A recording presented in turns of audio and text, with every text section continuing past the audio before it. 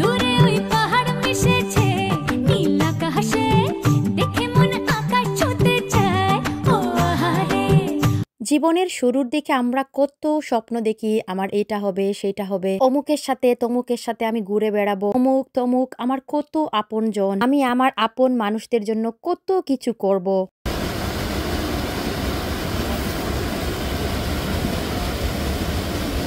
আমার আশা ভরসা কত ছোট ছোট স্বপ্ন আমরা ভিতরে ভিতরে পোষণ করে থাকি, তাই না? ভাই বোনেরা, যারা যারা পরিবারের বড় সন্তান আসো, স্পেশালি তোমাদেরকে উদ্দেশ্য করেই বলছি, দয়া করে সময় থাকতে এত ভাবাভাবি বন্ধ করে দিও। দুনিয়াটা কিন্তু এত সহজ না যেমনটা আমরা ভাবি। কল্পনা আর বাস্তব আসলেই কিন্তু একদম আলাদা আলাদা।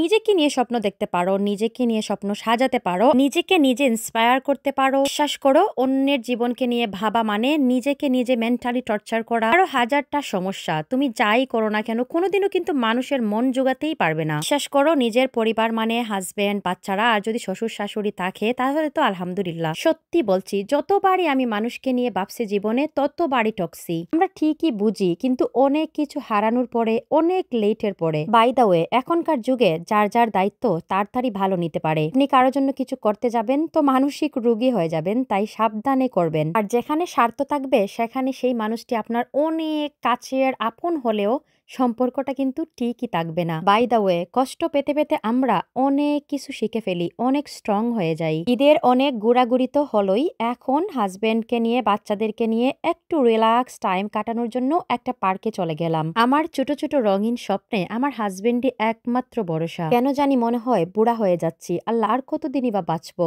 আর আমার ঘুরতে অনেক ভালো লাগে, স্পেশালি প্রকৃতির সাথে। আমেরিকাতেও বাঁশবাগান, হায়রে ছোটবেলা কত ঘুরছি ফিরছি, কতই না চঞ্চল ছিলাম। এই জায়গাটা আমার এত ভালো লাগে, যখনই সময় পাই পরিবারকে নিয়ে চলে যাই।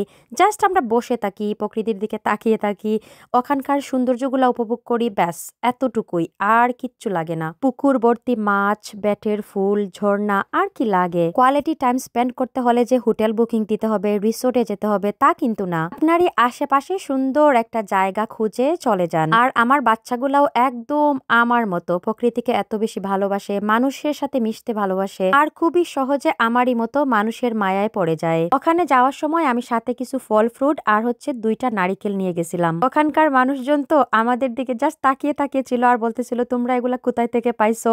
আমার হাজবেন্ড জাস্ট ফান করে বলতেছে, আমরা এই তো এই জঙ্গল থেকে এগুলা তুলে নিয়ে আসছি। তা ফান হয়েছে এই 2টা নারিকেল নিয়ে সবাই চাইতেছে যেন তাদেরকে আমরা দিয়ে দেই। আর এই জায়গাতে অনেক মানুষজনও থাকে, সবাই মোটামুটি আসে ছবি তুলতে, সবাই ফ্যামিলিকে নিয়ে আসে। আচ্ছা, এইরকম সামার ফ্রেন্ডলি সুন্দর সুন্দর গাউনগুলা কিন্তু আপনারা আয়শা ড্রিম ওয়ারে পেয়ে যাবেন। আর এটা হচ্ছে মিশিগানে ক্রেনবুক হাউস এন্ড গার্ডেন। গুগলে সার্চ দিয়েই চলে যেতে পারেন। আরো বলবো, সময় থাকতে পরিবারের সাথে কোয়ালিটি টাইম স্পেন্ড করুন। ভালো থাকুন, আল্লাহ হাফিজ।